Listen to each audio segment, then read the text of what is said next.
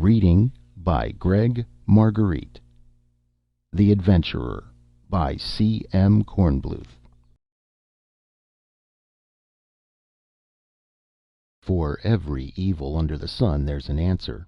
It may be a simple, direct answer. It may be one that takes years and seems unrelated to the problem. But there's an answer of a kind. President Folsom XXIV said petulantly to his Secretary of the Treasury, "Blow me to hell, Bannister, if I understood a single word of that. Why can't I buy the Nicolaides collection? And don't start with the rediscount and the Series W business again. Just tell me why." The Secretary of the Treasury said with an air of apprehension and a thread-like feeling across his throat, "It boils down to no money, Mr. President." The President was too engrossed in thoughts of the marvelous collection to fly into a rage. "It's such a bargain," he said mournfully. "An archaic Henry Moore figure, really too big to figure, but I'm no culture snob, thank God. And 15 early Morrisons, and I can't begin to tell you what else." He looked hopefully at the Secretary of Public Opinion. "Mightn't I seize it for the public good or something?" The Secretary of Public Opinion shook his head. His pose was gruffly professional. "Not a chance, Mr. President. We'd never get away with it. The art lovers would scream to high heaven." "I suppose so. Why isn't there any money?" He had swiveled dangerously on the Secretary of the Treasury again. "Sir, purchases of the new Series W bond issue have lagged badly because potential buyers have been attracted to—" "Stop it, stop it, stop it! You know I can't make head or tail of that stuff. Where's the money going?" The Director of the Budget said cautiously, "Mr. President, during the biennium just ending, the Department of Defense accounted for 78% of expenditures." The Secretary of Defense growled, "Now wait a minute, Felder. We were voted—" The President interrupted, raging weakly, "Oh, you rascals. My father would have known what to do with you, but don't think I can't handle it. Don't think you can hoodwink me." He punched a button ferociously. His silly face was contorted with rage, and there was a certain tension on all the faces around the cabinet table. Panels slid down abruptly in the walls, revealing grim-faced Secret Service men. Each cabinet officer was covered by at least 2 automatic rifles. "Take that traitor away!" the President yelled. His finger pointed at the Secretary of Defense, who slumped over the table, sobbing. 2 Secret Service men half carried him from the room. President Folsom XXIV leaned back, thrusting out his lower lip. He told the Secretary of the Treasury, "Get me the money for the Nicolaides collection. Do you understand? I don't care how you do it. Get it." He glared at the Secretary of Public Opinion. "Have you any comments?" "No, Mr. President." "All right, then." The President unbent and said plaintively, "I don't see why you all can't be more reasonable. I'm a very reasonable man. I don't see why I can't have a few pleasures along with my responsibilities. Really, I don't. And I'm sensitive. I don't like these scenes. Very well, that's all. The cabinet meeting is adjourned." They rose and left silently in the order of their seniority. The President noticed that the panels were still down, and pushed the button that raised them again and hid the granite-faced Secret Service men. He took out of his pocket a late Morrison fingering piece and turned it over in his hand, a smile of relaxation and bliss spreading over his face. Such amusing textural contrast, such unexpected variations on the classic sequences. The Cabinet, less the Secretary of Defense, was holding a rump meeting in an untapped corner of the White House gymnasium. "God," the Secretary of State said, white-faced. "Poor old Willie." The professionally gruff Secretary of Public Opinion said, "We should murder the bastard. I don't care what happens." The Director of the Budget said dryly, "We all know what would happen. President Folsom XXV would take office. No, we've got to keep plugging as before. Nothing short of the invincible can topple the Republic." "What about a war?" the Secretary of Commerce demanded fiercely. "We've no proof that our program will work. What about a war?" State said wearily, "Not while there's a balance of power, my dear man. The Low Callisto question proved that. The Republic and the Soviet fell all over themselves trying to patch things up as soon as it seemed like there would be real shooting. Folsom the 24th and His Excellency Premier Yersinski know at least that much." The Secretary of the Treasury said, "What would you all think of Steiner for defense?" The Director of the Budget was astonished.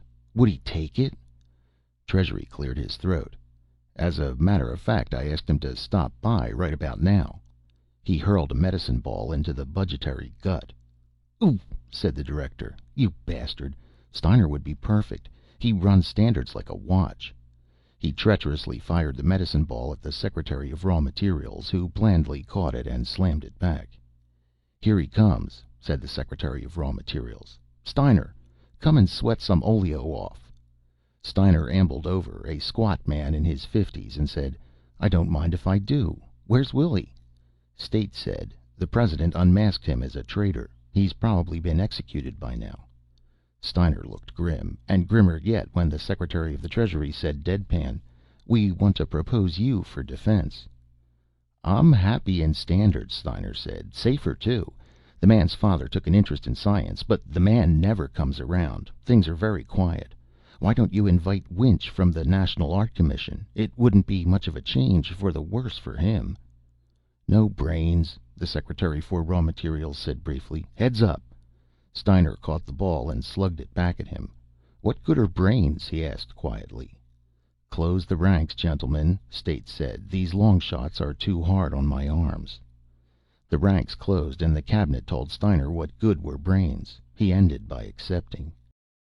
"The Moon is all Republic. Mars is all Soviet. Titan is all Republic. Ganymede is all Soviet. But Io and Callisto, by the Treaty of Greenwich, are half and half, Republic and Soviet. Down the main street of the principal settlement on Io runs an invisible line. On one side of the line, the principal settlement is known as New Pittsburgh. On the other side, it's known as Nizhny Magnitogorsk." Into a miner's home in New Pittsburgh one day an 8-year-old boy named Grayson staggered, bleeding from the head. His eyes were swollen almost shut. His father lurched to his feet, knocking over a bottle. He looked stupidly at the bottle, set it upright too late to save much of the alcohol, and then stared fixedly at the boy. "See what you made me do, you little bastard!" he growled, and fetched the boy a clout on his bleeding head that sent him spinning against the wall of the hut. The boy got up slowly and silently, there seemed to be something wrong with his left arm, and glowered at his father. He said nothing. "Fighting again," the father said in a would-be fierce voice. His eyes fell under the peculiar fire in the boy's stare. "Damn fool!" A woman came in from the kitchen. She was tall and thin. In a flat voice she said to the man, "Get out of here." The man hiccuped and said, "Your brat spilled my bottle. Gimme $1." In the same flat voice, "I have to buy food." "I said gimme $1." The man slapped her face. It did not change, and wrenched a small purse from the string that suspended it around her neck. The boy suddenly was a demon, flying at his father with fists and teeth. It lasted only a second or two. The father kicked him into a corner where he lay, still glaring, wordless and dry-eyed. The mother had not moved, her husband's handmark still red on her face when he hulked out, clutching the money bag. Mrs. Grayson at last crouched in the corner with the 8-year-old boy. "Little Tommy," she said softly. "My little Tommy, did you cross the line again?" He was blubbering into her arms hysterically as she caressed him. At last he was able to say, "I didn't cross the line, Mom. Not this time. It was in school. They said our name was really Krasinski." "God damn him!" the boy shrieked. "They said his grandfather was named Krasinski, and he moved over the line and changed his name to Grayson. God damn him, doing that to us!" "Now, darling," his mother said, caressing him. "Now, darling." His trembling began to ebb. She said, "Let's get the spools, Tommy. You mustn't fall behind in school. You owe that to me, don't you, darling?" "Yes, Mom," he said. He threw his spindly arms around her and kissed her. "Get out the spools. We'll show him. I mean them." President Folsom the 24th lay on his deathbed, feeling no pain, mostly because his personal physician had pumped him full of morphine. Dr. Barnes sat by the bed, holding the presidential wrist and waiting, occasionally nodding off and recovering with a belligerent stare around the room. The 4 wire service men didn't care whether he fell asleep or not. They were worriedly discussing the nature and habits of the president's firstborn, who would shortly succeed to the highest office in the republic. "A firebrand, they tell me," the AP man said unhappily. "Firebrands I don't mind," the UP man said. "He can send out all the inflammatory notes he wants, just as long as he isn't a fiend for exercise. I'm not as young as I once was. You boys wouldn't remember the old president, Folsom the 22nd. He used to do point-to-point hiking. He worshipped old FDR." The INS man said, lowering his voice, "Then he was worshipping the wrong Roosevelt. Teddy was the athlete." Dr. Barnes started, dropped the presidential wrist, and held a mirror to the mouth for a moment. "Gentlemen," he said, "the president is dead." "Okay," the AP man said. "Let's go, boys. I'll send in the flash. UP, you go cover the College of Electors. INS, get onto the president-elect. Trib, collect some interviews and background." The door opened abruptly. A colonel of infantry was standing there, breathing hard, with an automatic rifle at port. "Is he dead?" he asked. "Yes," the AP man said. "If you'll let me pass." "Nobody leaves the room," the colonel said grimly. "I represent General Slocum, acting president of the Republic. The College of Electors is acting now to ratify—" A burst of gunfire caught the colonel in the back. He spun and fell with a single hoarse cry. More gunfire sounded through the White House. A Secret Service man ducked his head through the door. "President's dead? You boys stay put. We'll have this thing cleaned up in an hour." He vanished. The doctor sputtered his alarm, and the newsmen ignored him with professional poise. The AP man asked, "Now, who's Slocum? Defense Command?" INS said, "I remember him. 3 stars. He headed up the Tactical Airborne Force out in Kansas 4-5 years ago. I think he was retired since then." A phosphorus grenade crashed through the window and exploded with a globe of yellow flame the size of a basketball. Dense clouds of phosphorus pentoxide gushed from it, and the sprinkler system switched on, drenching the room. "Come on!" hacked the AP man, and they scrambled from the room and slammed the door. The doctor's coat was burning in 2 or 3 places, and he was retching feebly on the corridor floor. They tore his coat off and flung it back into the room. The UP man, swearing horribly, dug a sizzling bit of phosphorus from the back of his hand with a penknife and collapsed, sweating, when it was out. The INS man passed him a flask, and he gurgled down half a pint of liquor. "Who flang that brick?" he asked faintly. "Nobody," the AP man said gloomily. "That's the hell of it. None of this is happening. Just the way the Taft the Pretender never happened in '03. Just the way the Pentagon Mutiny never happened in '67. '68, the UP man said faintly. "It didn't happen in '68, not '67. The AP man smashed a fist into the palm of his hand and swore.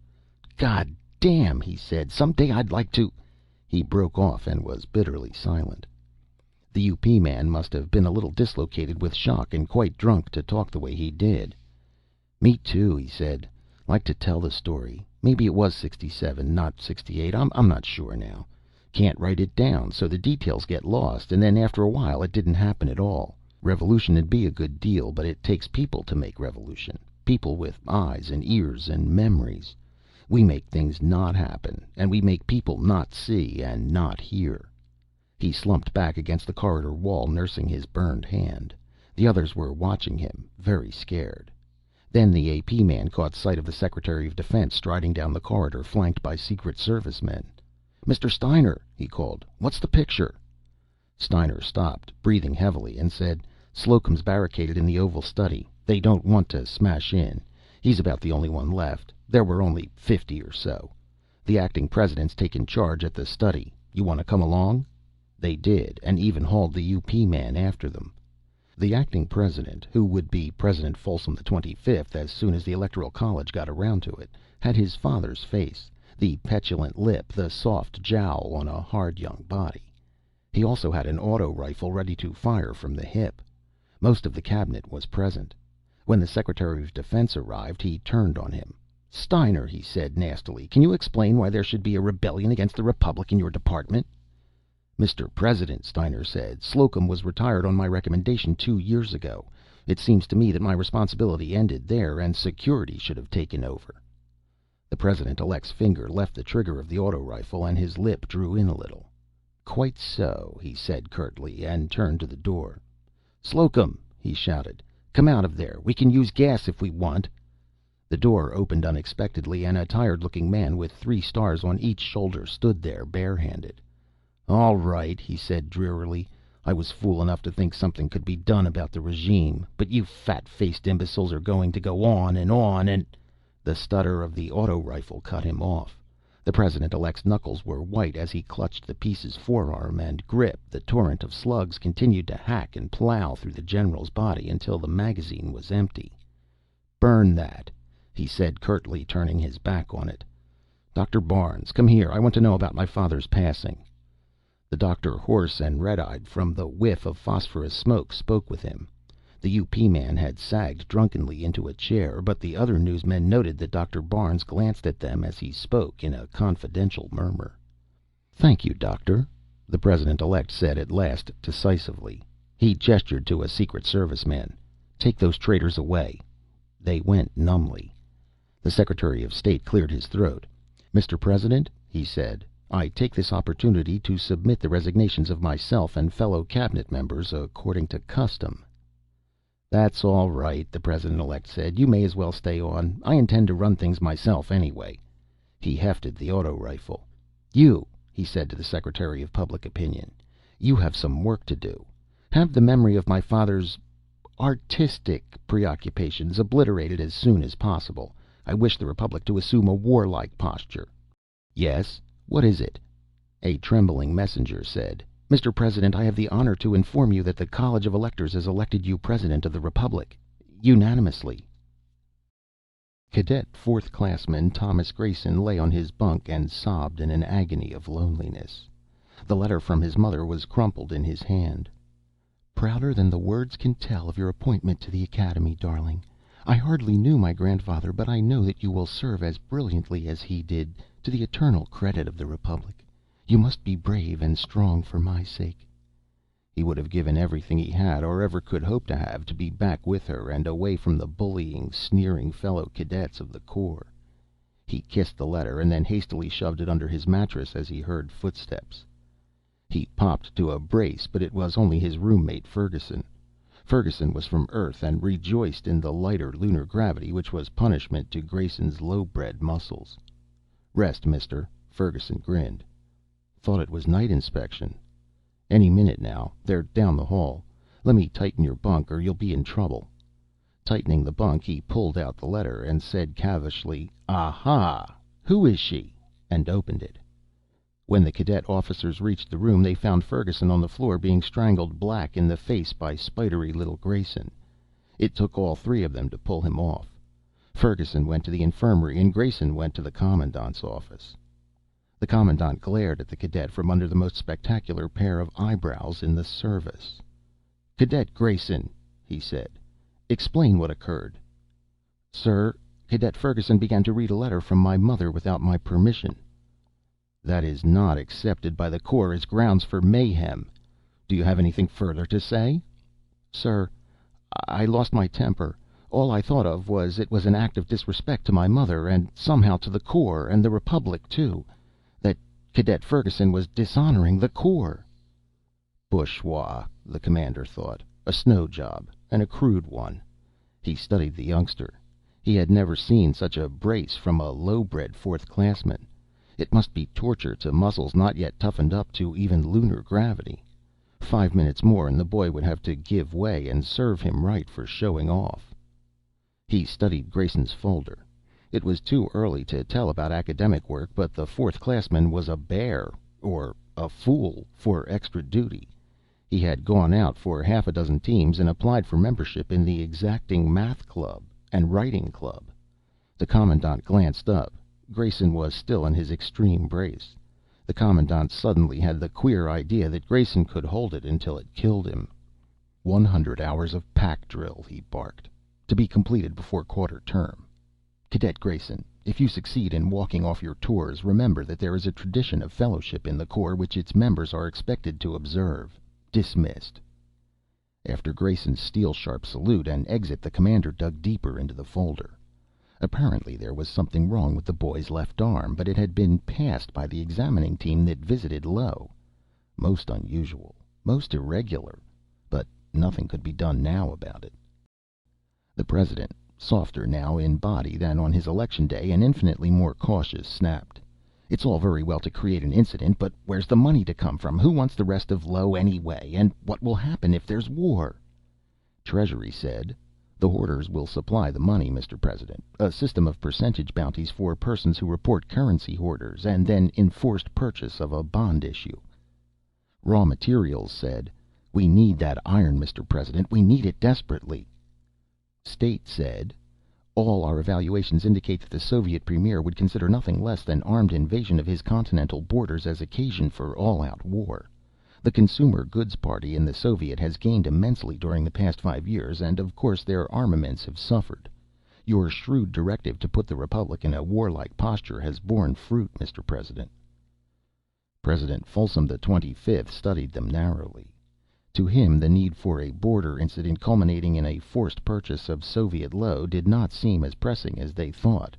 But they were, after all, specialists, and there was no conceivable way that they could benefit from it personally. The only alternative was that they were offering their professional advice, and that it would be best to heed it. Still, there was a vague, nagging something. Nonsense, he decided. The spy dossiers on his cabinet showed nothing but the usual. One had been blackmailed by an actress after an affair and railroaded her off of the earth. Another had a habit of taking bribes to advance favorite sons in civil and military service, and so on. The Republic could not suffer at their hands. The Republic and the dynasty were impregnable. You simply spied on everybody, including the spies, and ordered summary executions often enough to show that you meant it, and kept the public ignorant, deaf, dumb, blind, ignorant. The spy system was simplicity itself. You had only to let things get as tangled and confused as possible, until nobody knew who was who. The executions were literally no problem, for guilt or innocence made no matter. And mind control, when there were 4 newspapers, 6 magazines, and 3 radio and television stations, was a job for a handful of clerks. No, the cabinet couldn't be getting away with anything. The system was unbeatable. President Folsom XXV said, "Very well. Have it done." Mrs. Grayson, widow of New Pittsburgh Low, disappeared one night. It was in all the papers and on all the broadcasts. Some time later she was found dragging herself back across the line between Nizhny Magnitogorsk and New Pittsburgh in sorry shape. She had a terrible tale to tell about what she had suffered at the hands and so forth of the Nizhny Magnitogorskniks. A diplomatic note from the Republic to the Soviet was answered by another note, which was answered by the dispatch of the Republic's First Fleet to Io, which was answered by the dispatch of the Soviet's First and Fifth Fleets to Io.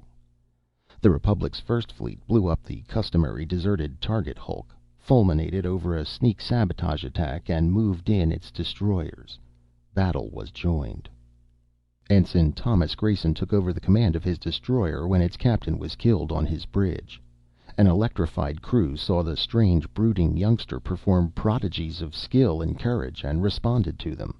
In 1 week of desultory action, the battered destroyer had accounted for 7 Soviet destroyers and a cruiser. As soon as this penetrated to the flagship, Grayson was decorated and given a flotilla. His weird magnetism extended to every officer and man aboard the 7 craft. They struck like phantoms, cutting out cruisers and battle wagons in wild, unorthodox actions that couldn't have succeeded, but did, every time. Grayson was badly wounded twice, but his driving, nervous energy carried him through.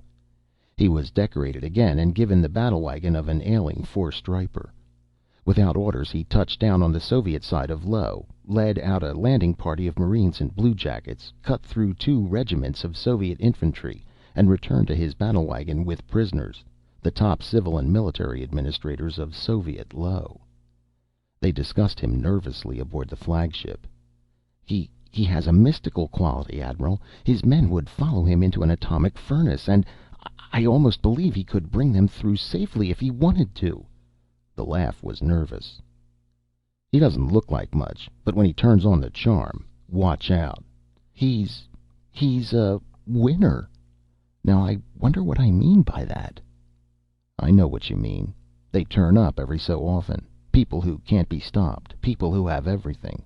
Napoleons, Alexanders, Stalins, up from nowhere." "Suleiman, Hitler, Folsom I, Genghis Khan." "Well, Let's get it over with." They tugged at their gold-braided jackets and signaled the honor guard. Grayson was piped aboard, received another decoration and another speech. This time he made a speech in return. President Folsom XXV, not knowing what else to do, had summoned his cabinet. "Well?" he rasped at the Secretary of Defense. Steiner said with a faint shrug, "Mr. President, there's nothing to be done. He has the fleet, he has the broadcasting facilities, he has the people." "People!" snarled the President. His finger stabbed at a button and the wall panels snapped down to show the Secret Service men standing in their niches. The finger shot tremulously out at Steiner. "Kill that traitor!" he raved. The chief of the detail said uneasily, "Mr. President, we were listening to Grayson before we came on duty. He says he's de facto president now." "Kill him! Kill him!" the chief went doggedly on. "And we liked what he had to say about the Republic, and he said citizens of the Republic shouldn't take orders from you, and he'd relieve you." The President fell back. Grayson walked in, wearing his plain ensign's uniform and smiling faintly. Admirals and 4 stripers flanked him. The chief of the detail said, "Mr. Grayson, are you taking over?" The man in the ensign's uniform said gravely, "Yes. And just call me Grayson, please. The titles come later. You can go now." The chief gave a pleased grin and collected his detail. The rather slight, youngish man who had something wrong with one arm was in charge. Complete charge. Grayson said, "Mr. Folsom, you are relieved of the presidency. Captain, take him out and—" He finished with a whimsical shrug. A portly 4-striper took Folsom by one arm. Like a drugged man, the deposed president let himself be led out. Grayson looked around the table. "Who are you, gentlemen?" They felt his magnetism, like the hum when you pass a power station. Steiner was the spokesman. "Grayson," he said soberly, "we were Folsom's cabinet. However, there is more that we have to tell you, alone if you will allow it." "Very well, gentlemen." Admirals and captains backed out, looking concerned. Steiner said, "Grayson, the story goes back many years. My predecessor, William Malvern, was determined to overthrow the regime, holding that it was an affront to the human spirit. There have been many such attempts. All have broken up on the rocks of espionage, terrorism, and opinion control, the 3 weapons which the regime holds firmly in its hands. Malvern tried another approach than espionage versus espionage, terrorism versus terrorism, and opinion control versus opinion control. He determined to use the basic fact that certain men make history, that there are men born to be mold breakers. They are the Philips of Macedon, the Napoleons, Stalins, and Hitlers, the Suleimans, the adventurers. Again and again they flash across history, bringing down an ancient empire, turning ordinary soldiers of the line into unkillable demons of battle, uprooting cultures, breathing new life into moribund peoples. There are common denominators among all the adventurers. Intelligence, of course. Other things are more mysterious, but are always present. They are foreigners: Napoleon the Corsican, Hitler the Austrian, Stalin the Georgian, Philip the Macedonian. Always there is an Oedipus complex. Always there is physical deficiency: Napoleon's stature, Stalin's withered arm, and yours. Always there is a minority disability, real or fancied. This is a shock to you, Grayson, but you must face it. You were manufactured." Malvern packed the cabinet with the slyest double dealers he could find, and they went to work. 86 infants were planted on the outposts of the Republic in simulated family environments. Your mother was not your mother, but one of the most brilliant actresses ever to drop out of sight on Earth. Your intelligence, heredity, was so good that we couldn't turn you down for lack of a physical deficiency. We withered your arm with gamma radiation. I hope you will forgive us. There was no other way. Of the 86, you are the one that worked. Somehow the combination for you was minutely different from all the other combinations, genetically or environmentally, and it worked. That is all we were after. The mold has been broken. You know now what you are. Let come whatever chaos is to come. The dead hand of the past no longer lies on... Grayson went to the door and beckoned. 2 captains came in. Steiner broke off his speech as Grayson said to them, "These men deny my godhood. Take them out and..." He finished with a whimsical shrug. "Yes, your divinity," said the captains, without a trace of humor in their voices. End of The Adventurer by C. M. Kornbluth.